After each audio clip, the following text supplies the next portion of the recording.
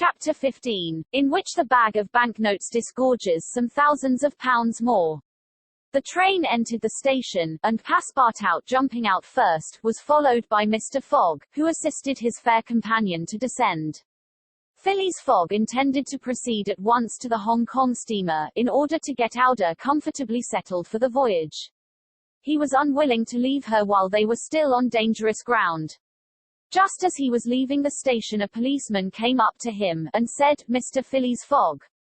"I am he. Is this man your servant?" added the policeman, pointing to Passepartout. "Yes. Be so good, both of you, as to follow me." Mr. Fogg betrayed no surprise whatever. The policeman was a representative of the law, and law is sacred to an Englishman. Passepartout tried to reason about the matter, but the policeman tapped him with his stick, and Mr. Fogg made him a signal to obey. "May this young lady go with us?" asked he. "She may," replied the policeman. Mr. Fogg, Aouda, and Passepartout were conducted to a palkagari, a sort of four-wheeled carriage, drawn by two horses, in which they took their places and were driven away. No one spoke during the 20 minutes which elapsed before they reached their destination. They first passed through the Black Town, with its narrow streets, its miserable, dirty huts, and squalid population, then through the European town, which presented a relief in its bright brick mansions, shaded by coconut trees and bristling with masts, where, although it was early morning, elegantly dressed horsemen and handsome equipages were passing back and forth. The carriage stopped before a modest-looking house, which, however, did not have the appearance of a private mansion. The policeman, having requested his prisoners for so, truly, they might be called to descend, conducted them into a room with barred windows, and said, "You will appear before Judge Obadiah at 8:30.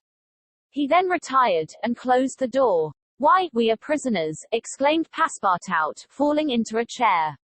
Aouda, with an emotion she tried to conceal, said to Mr. Fogg, "Sir, you must leave me to my fate. It is on my account that you receive this treatment, it is for having saved me." Phileas Fogg contented himself with saying that it was impossible. It was quite unlikely that he should be arrested for preventing a suttee.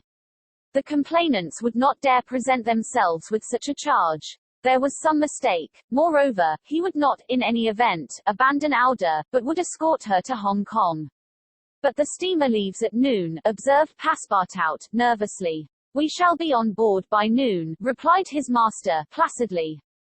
It was said so positively that Passepartout could not help muttering to himself, "Parbleu, that's certain. Before noon we shall be on board." But he was by no means reassured. At 8:30 the door opened, the policeman appeared, and, requesting them to follow him, led the way to an adjoining hall. It was evidently a courtroom, and a crowd of Europeans and natives already occupied the rear of the apartment. Mr. Fogg and his two companions took their places on a bench opposite the desks of the magistrate and his clerk. Immediately after, Judge Obadiah, a fat, round man, followed by the clerk, entered. He proceeded to take down a wig which was hanging on a nail, and put it hurriedly on his head. "The first case," said he. Then, putting his hand to his head, he exclaimed, "Hey! This is not my wig." "No, your worship," returned the clerk, "it is mine."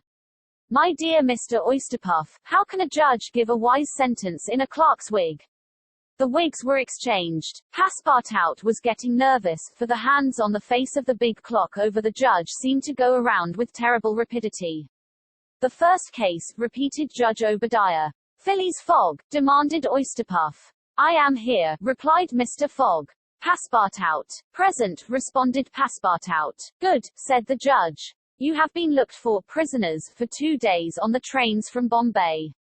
"But of what are we accused?" asked Passepartout, impatiently. "You are about to be informed." "I am an English subject, sir," said Mr. Fogg, "and I have the right. Have you been ill-treated?" "Not at all." "Very well, let the complainants come in." A door was swung open by order of the judge, and 3 Indian priests entered. "That's it," muttered Passepartout, "these are the rogues who were going to burn our young lady."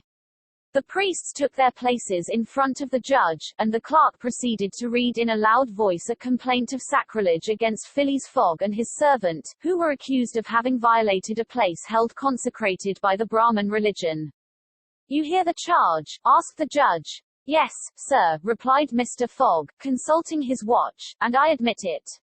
You admit it, I admit it, and I wish to hear these priests admit, in their turn, what they were going to do at the pagoda of Pillaji. The priests looked at each other, they did not seem to understand what was said. Yes, cried Passepartout, warmly, at the pagoda of Pillaji, where they were on the point of burning their victim. The judge stared with astonishment, and the priests were stupefied. What victim? Said Judge Obadiah. Burn whom? In Bombay itself. Bombay, cried Passepartout. Certainly. We are not talking of the pagoda of Pillaji, but of the pagoda of Malabar Hill, at Bombay. And as a proof, added the clerk, here are the desecrator's very shoes, which he left behind him. Whereupon he placed a pair of shoes on his desk. My shoes, cried Passepartout, in his surprise permitting this imprudent exclamation to escape him. The confusion of master and man, who had quite forgotten the affair at Bombay, for which they were now detained at Calcutta, may be imagined. Fix the detective had foreseen the advantage which Passepartout's escapade gave him, and, delaying his departure for 12 hours, had consulted the priests of Malabar Hill. Knowing that the English authorities dealt very severely with this kind of misdemeanor, he promised him a goodly sum in damages, and sent him forward to Calcutta by the next train. Owing to the delay caused by the rescue of the young widow, Fix and the priests reached the Indian capital before Mr. Fogg and his servant, the magistrates having been already warned by a dispatch to arrest them should they arrive. Fix's disappointment when he learned that Phileas Fogg had not made his appearance in Calcutta may be imagined. He made up his mind that the robber had stopped somewhere on the route and taken refuge in the southern provinces. For 24 hours Fix watched the station with feverish anxiety. At last he was rewarded by seeing Mr. Fogg and Passepartout arrive, accompanied by a young woman, whose presence he was wholly at a loss to explain. He hastened for a policeman, and this was how the party came to be arrested and brought before Judge Obadiah. Had Passepartout been a little less preoccupied, he would have espied the detective ensconced in a corner of the courtroom, watching the proceedings with an interest easily understood, for the warrant had failed to reach him at Calcutta, as it had done at Bombay and Suez. Judge Obadiah had unfortunately caught Passepartout's rash exclamation, which the poor fellow would have given the world to recall. The facts are admitted, asked the judge. Admitted, replied Mr. Fogg, coldly. Inasmuch, resumed the judge, as the English law protects equally and sternly the religions of the Indian people, and as the man Passepartout has admitted that he violated the sacred pagoda of Malabar Hill, at Bombay, on the 20th of October, I condemn the said Passepartout to imprisonment for 15 days and a fine of £300. £300, cried Passepartout, startled at the largeness of the sum.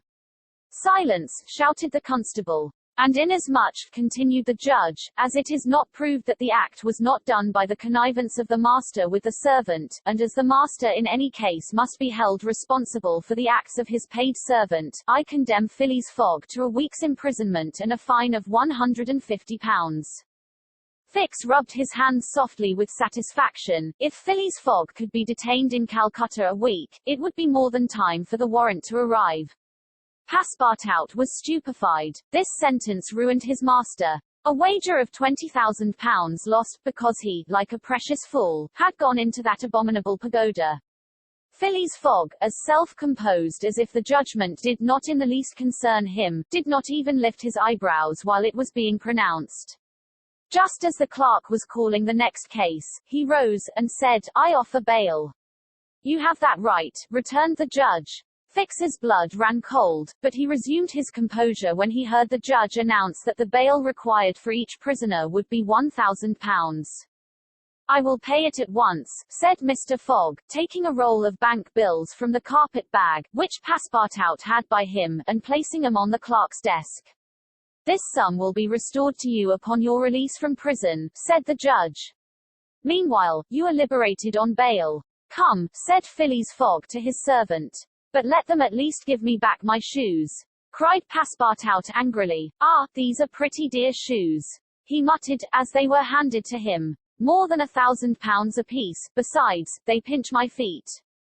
Mr. Fogg, offering his arm to Aouda, then departed, followed by the crestfallen Passepartout. Fix still nourished hopes that the robber would not, after all, leave the £2,000 behind him, but would decide to serve out his week in jail, and issued forth on Mr. Fogg's traces. That gentleman took a carriage, and the party were soon landed on one of the quays.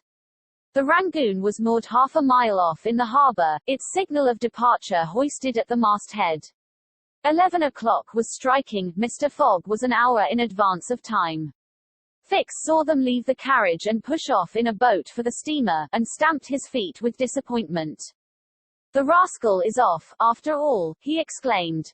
£2,000 sacrificed. He's as prodigal as a thief. I'll follow him to the end of the world if necessary, but, at the rate he is going on, the stolen money will soon be exhausted.